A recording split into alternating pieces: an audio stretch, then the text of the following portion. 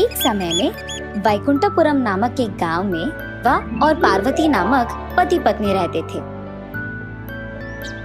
एक समय में वो बहुत अमीर थे, लेकिन कुछ समय बाद अन्य वजहों के कारण वो उनका सारा जायदाद खो देते हैं और पार्वती भी उसके पति शिवा को खो देती है। पार्वती के 2 बच्चे थे, शिखंडी और शिवरानी। शिवरानी बहुत भोली थी और वो हर बात मानती थी। दूसरी तरफ शिखंडी को हमेशा जल्दबाजी थी और इतना ही नहीं, उसे गुस्सा भी बहुत जल्दी आता था।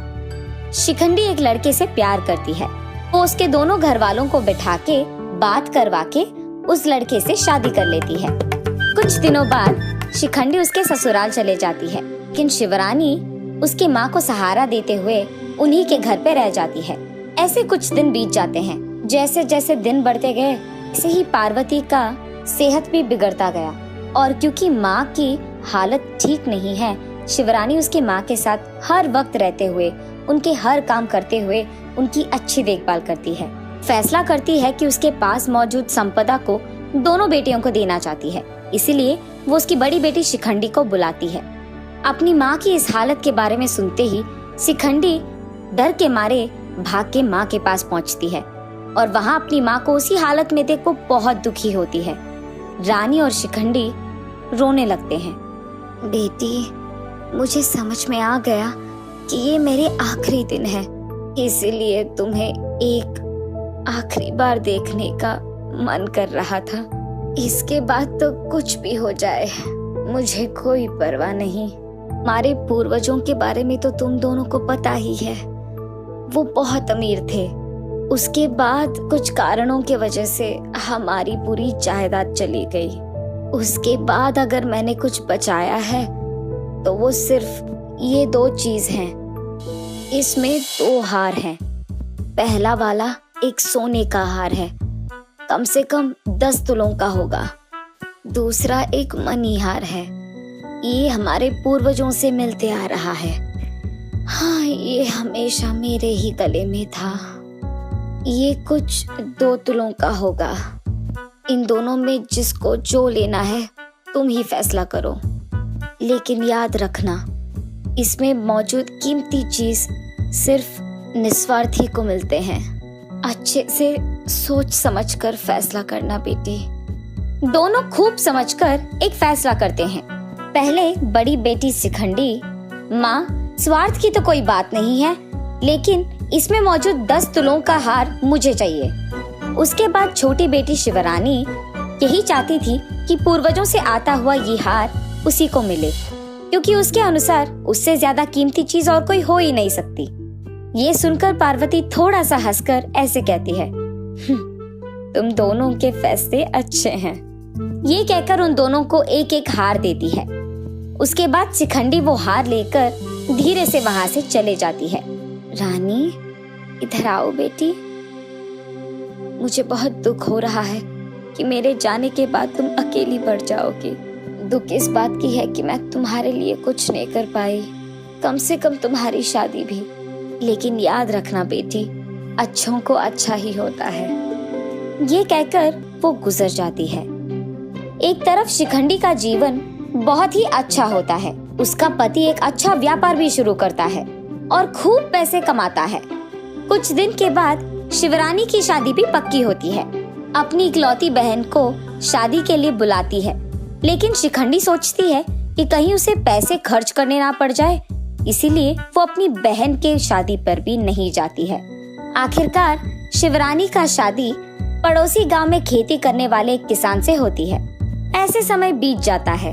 बुरी किस्मत के कारण उस साल बारिश बहुत ज्यादा गिरता है और उसी कारण किसानों के सारे खेत सत्यानाश हो जाते हैं। खेती के लिए लाए पैसों को चुकाने के लिए उनके पास पैसे ना होने के कारण शिवरानी और उसके पति दोनों सोचते हैं कि कर्ज कैसे चुकाएं। रानी, तुम्हारी बहन शहर में अच्छी स्थिति में है ना? उससे कुछ पैसे मांगेंगे क्या? इसके बाद जो फसल आएगा ना, उसमें उनके पूरे पैसे चुका देंगे। जैसे ही शिखंडी को ये बात पता चलती है, अयो, हमारे पास कहाँ है पैसे, ऐसे झूठ बोलने लगती है। ये सुनकर रानी निराश होके चुपचाप खाली हाथ अपने घर वापस चले जाती है। 10 दिन बाद शिखंडी के पति ने जो व्यापार लगाया था उसमें नुकसान आने के कारण वो पैसे खो जाते हैं। सबको पैसे वापस लौटाना था। दूसरी तरफ रानी अपने पति को ऐसे देख नहीं पाती थी, इसीलिए वो फैसला करती है कि उसकी माँ के दिए हुए मणिहार को बेचकर वो पैसे चुका देगी। हार को बेचने जब दुकान जाती है तब दुकानदार इस हार को देखकर ऐसे कहता है, बेटी रानी, इस हार में एक बहुत कीमती वज्र है। उसका मूल्य कम से कम 1 करोड़ का होगा। आप अब गरीब नहीं रहोगे। ये सुनकर शिवरानी बहुत खुश होती है। उसी खुशी में उसे अपनी माँ की बात याद आती है, कीमती चीज निस्वार्थों को ही मिलता है। आए हुए उन पैसों से उसके सारे कर्ज चुका देती है। ये बात जानकर शिखंडी उसके कर्ज चुकाने के लिए मदद मांगने के लिए शिवरानी के पास जाती है। रानी, तुम्हारी सहायता मांगते हुए भी मुझे बहुत शर्म आ रही है, क्योंकि जब तुम्हारी बुरा हाल था मैंने तुम्हारी मदद नहीं की, और तो और तुम्हारी शादी में पैसे खर्च करने की जरूरत पड़ जाएगी, ये सोचकर मैं तुम्हारी शादी को तक नहीं आई। लगता है कि उसी कारण मेरा आज ये हाल हो गया है। मुझे माफ कर दो बहन, अब मुझे कुछ पैसों की जरूरत है। क्या तुम मेरी मदद कर सकती हो? अरे दीदी, इतनी बड़ी बातें क्यों? मैं तुम्हारी बहन हूँ, तुम्हारी सहायता नहीं करूँगी तो और किसकी करूँगी? ये कहकर वो उनके कर्ज के लिए नहीं बल्कि सुख शांति से जीने के लिए और भी पैसे देकर उसके दीदी को वापस उसके शहर भेज देती है। कुछ दिन बाद रानी ये फैसला करती है कि जितने पैसे उसको चाहिए हैं वही उसके पास रखकर बाकी से वो उसके माँ के नाम एक आश्रम खड़ा करेगी। माँ, पूर्वजों से आता हुआ ये हार बेचने के लिए मुझे माफ कर दो। ये कहकर वो उसकी माँ के नाम पे एक आश्रम स्थापित करके सबकी मदद करते हुए रहती है। एक समय की बात है जब दूर एक राज्य में रहता था एक सच्चा और अच्छा महाराज। वह बहुत बुद्धिमान था और उसने एक शानदार सिंहासन खड़ा किया था। महाराज अत्यंत धनवान भी था। उनके पास थे 7 गुप्त कक्ष जहाँ पर वह अपना सारा सोना और धन रखा करते थे और केवल उन्हीं को उन कक्षों की पहुँच थी। उन कक्षाओं को खोलने की चाबी उनकी छड़ी थी जिसको वो हमेशा अपने पास ही रखते थे।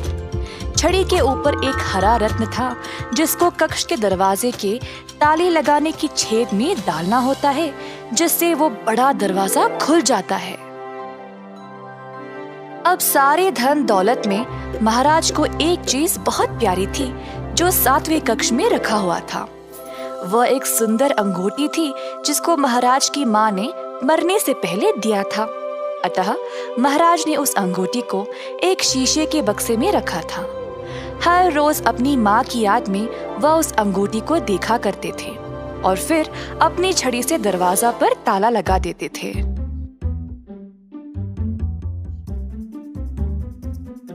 उसी राज्य में देव नामक एक व्यक्ति रहता था।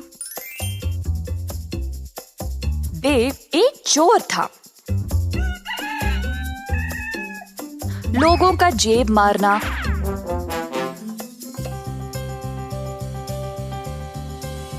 और छोटी मोटी चोरी दुकानों से करना उसका काम था। मगर अब देव इन छोटी मोटी चोरियों से ऊब गया था। अब कुछ बड़ा करना चाहता था, अमीर बनने के लिए। अब एक ही जगह इस लायक थी, महाराजा का महल। पर वो उधर जाएगा कैसे? महाराजा से ही सीधा कैसे चोरी करेगा? देव लालची था और कई दिनों तक इस महा चोरी की योजना बना रहा था।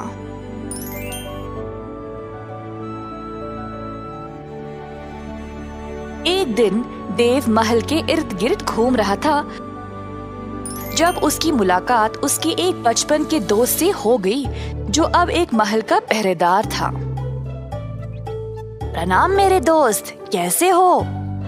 बहुत खूब देव, अब मैं राजमहल के दरवाजे की पहरेदारी करता हूँ। बहुत समय के बाद हम मिले हैं, तो तुम क्या करते हो? देव ने सोचा कि यही मौका है अंदर घुसने का।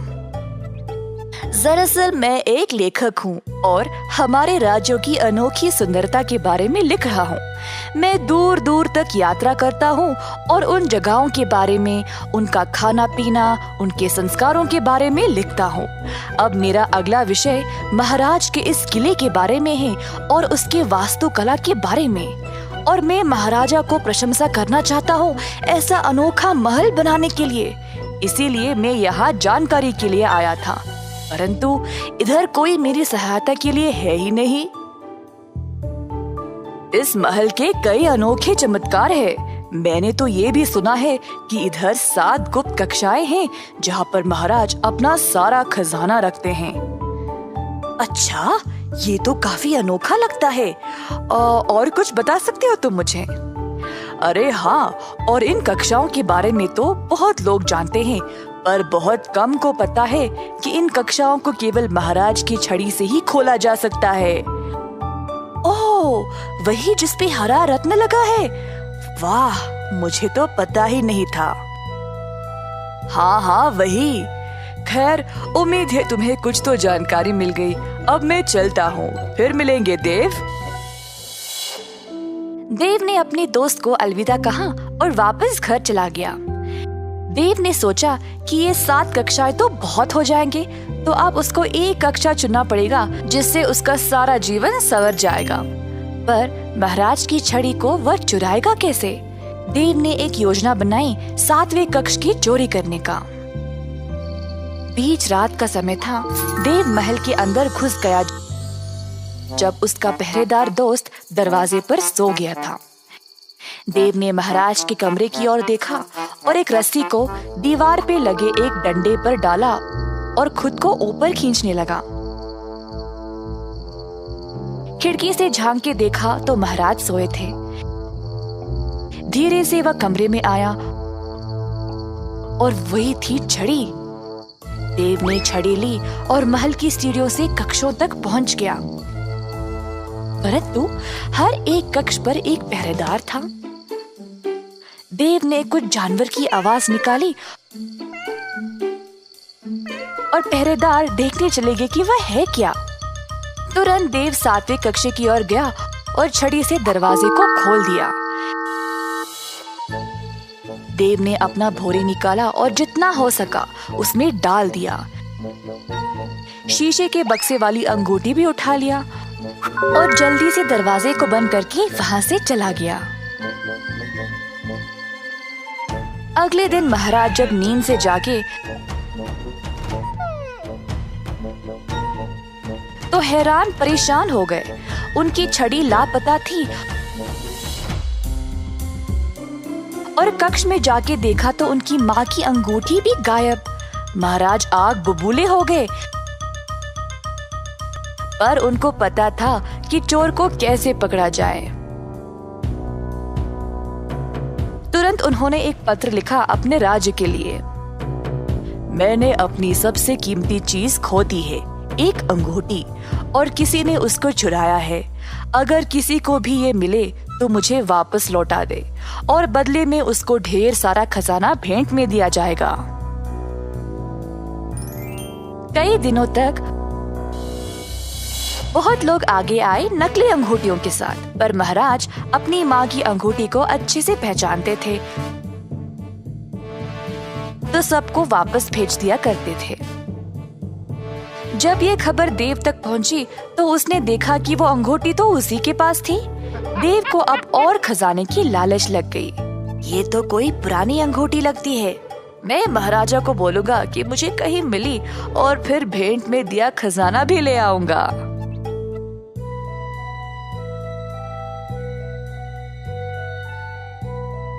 देव महाराज के पास गया और बोला, प्रणाम महाराज, मुझे ये अंगूठी मिली है तो आपको दिखाना चाहता था।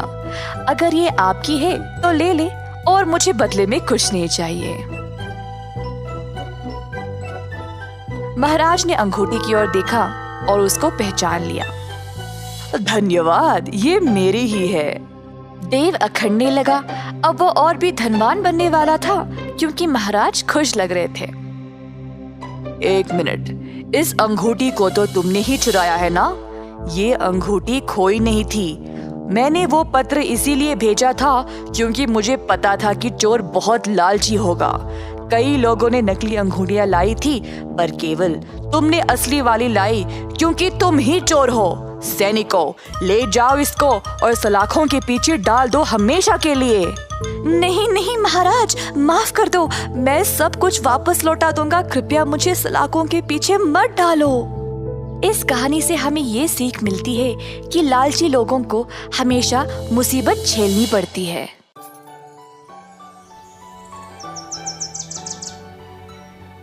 वाराणसी नामक एक शहर में था एक जवान लड़का देव, जो अपनी विधवा माँ के साथ रहता था।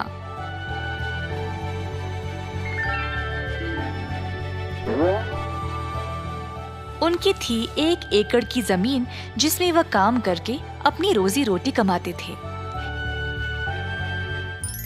एक दिन अचानक से आए 2 सैनिक और देव को बिना उसकी कोई गलती कैद खाने ले गए।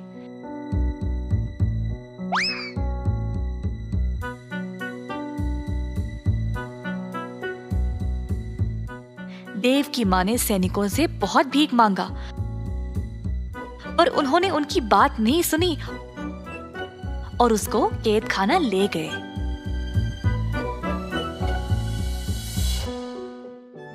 देव की माँ अब बेसहारा बन गई क्योंकि उसका ख्याल रखने वाला और कोई नहीं था।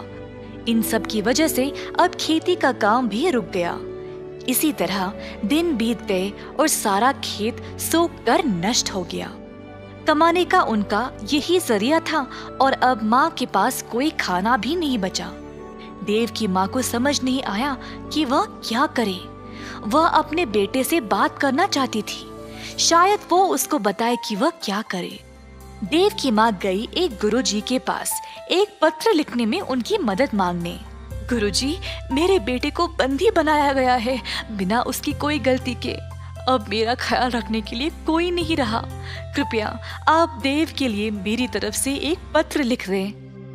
देव की माँ, आप जैसा चाहे मैं वैसा ही करूँगा। आप हौसला रखिए, सब ठीक हो जाएगा। गुरु ने पत्र लिखा।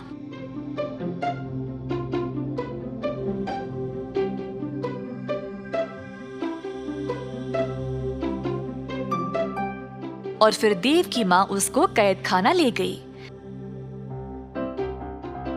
दरवाजे पर पहरेदार ने माँ को रोका। कौन हो तुम? मैं ये पत्र अपने बेटे देव को देना चाहती हूँ। आपको अंदर जाने की आवश्यकता नहीं है, इस पत्र को उस डिब्बे में डाल दो। देव की माँ ने वैसा ही किया और वहाँ से चली गई। कैद खाने पर जो भी खाना, पत्र या तोहफे आते थे, पहले पहरेदार उनको जांचते थे और तब ही कैदियों तक पहुंचाते। इसी तरह देव की माँ का पत्र भी पहले पहरेदार ने जांचा और फिर देव तक पहुंचाया। माँ का पत्र पढ़कर देव को बहुत बुरा लगा। वह सोच रहा था कि वह क्या करे जब उसके बाजू में एक और कैदी ने बोला, हे देव, तुम्हारे परिवार ने क्या भेजा है तुम्हारे लिए? कुछ नहीं भाई, बस ये पत्र है। मेरी पत्नी ने मेरे लिए मेरा मनपसंद केक भेजा है, पर इन पहरेदारों ने तो इनको पूरा खराब कर दिया। तो हमें जो भी मिलता है हर एक चीज की जांच होती है क्या? हाँ जी भाई साहब। देव को इस बारे में पता लगने के बाद उसने वापस अपनी माँ को एक पत्र लिखा। पहरेदार एक एक करके पत्र पढ़ते गए जब एक पहरेदार ने बोला, हे, देखो इस पत्र में क्या लिखा है। क्या है, जरा दो इधर। पहरेदार ने फिर जोर से पत्र को पढ़ा। मैया, आप मेरी चिंता ना करें। बहुत साल पहले बापू ने हमारे खेत में एक मटका छुपाया था जिसमें बहुत सारा सोना और खजाना रखा है। आप उस मटके को खोद निकालो और फिर उस धन से आपकी सारी परेशानी समाप्त हो जाएगी। अच्छा, चलो भाई, जल्दी जाकर इस खजाने को ढूंढ निकाले। दोनों पहरेदार लालची बन गए और देव के खेत पर जाकर जमीन खोदने लगे। खोदते खोदते उन्होंने पूरे 1 एकड़ की जमीन को खोद दिया और उनको कोई खजाने का मटका मिला ही नहीं। जल्द वे थक गए। क्या करे ये ना जानकर दोनों पहरेदार वापस कैद खाना चले गए। अगली सुबह जब देव की माँ जागी तो उसने देखा कि सारा जमीन जोता हुआ था और ताजी मिट्टी बाहर आई हुई थी। देव की माँ ने फिर से खेती बाड़ी का काम शुरू किया और अन्य बीज बोया। धीरे धीरे वह पैसे कमाने लगी और कुछ ही समय में उसने काफी पैसे जमा लिए, जिससे उसने अपने बेटे को जेल से रिहा करवा लिया।